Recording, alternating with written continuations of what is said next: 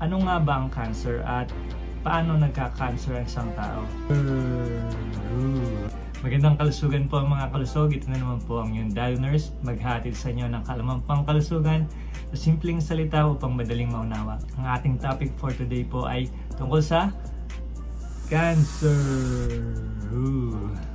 Pag narinig po natin salitang cancer, parang nakakatakot po ito dahil marahil may mga kilala tayong namatay dahil sa cancer, pero ang dapat po natin gawin ay alamin po natin ito upang matuto po tayo kung paano po natin ito maiiwasan. Ayon sa DOH, ang cancer ay isa sa mga pangunahing sanhi ng pagkamatay ng mga tao sa Pilipinas. Ang pinakakaraniwang uri ng cancer sa Pilipinas ay ang lung cancer, breast cancer, colon cancer, rectal cancer at cervical cancer. Bakit nga ba tinawag na cancer ang cancer? Ang salitang cancer ay nagmula sa salitang Latin na ibig sabihin po sa Ingles ay crab o sa Filipino ay alimango.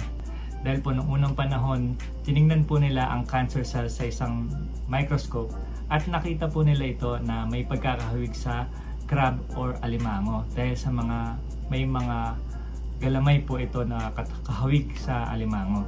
Alam na po natin ngayon kung saan galing ang salitang cancer at kung bakit tinawag itong cancer. Dahil mukha po siyang limango sa microscope. Papaano nagkakaroon ng cancer ang isang tao?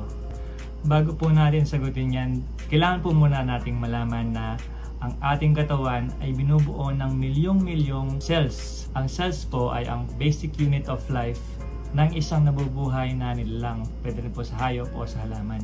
Sa katawan ng bawat tao, mayroong mga cells na natural na dumadami upang magpalit ng mga lumang cells. Example po nito ay ang ating balat. Di man po ito natin napapansin, araw-araw pong gumagawa ng bagong skin cells ang ating katawan upang masigurado na napapalitan ng mga bagong cells ang mga nalulumang skin cells.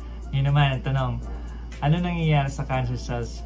Bakit siya nagiging cancer? Sa cancer naman po, ang mga cells ng katawan ay nagkakaroon ng hindi tama o hindi kontroladong pagdami na nagdudulot ng mga bukol o tumor sa ating katawan.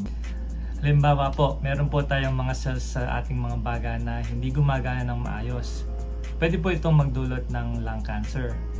Kapag mayroon namang mga cells na hindi nag-grow ng tama, for example sa breast po, pwede po itong magdulot ng breast cancer.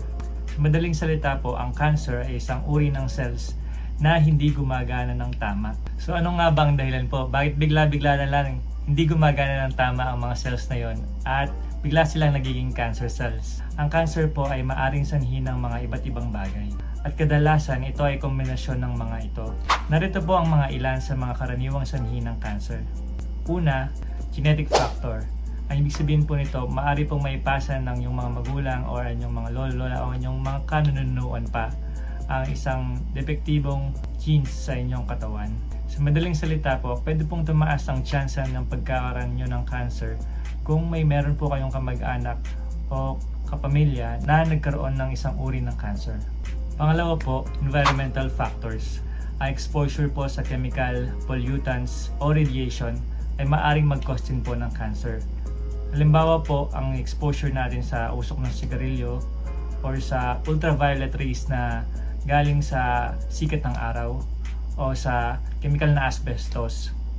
At ito ay maaaring magdulot ng lung cancer. At sa ultraviolet rays po na galing sa araw, ito po ay maaaring magdulot ng skin cancer. Pangatlong dahil po ay ang ating lifestyle factor. Ang ating uri ng pamumuhay ay may malaking epekto din upang mapataas ang ating tsansa na magkaroon ng cancer. Katulad po ng hindi malusog na pagkain, kakulangan sa physical na aktibidad, sobrang pag-inom ng alak, paninigarilyo at iba pang mga unhealthy lifestyle. Pang-apat po ay infection.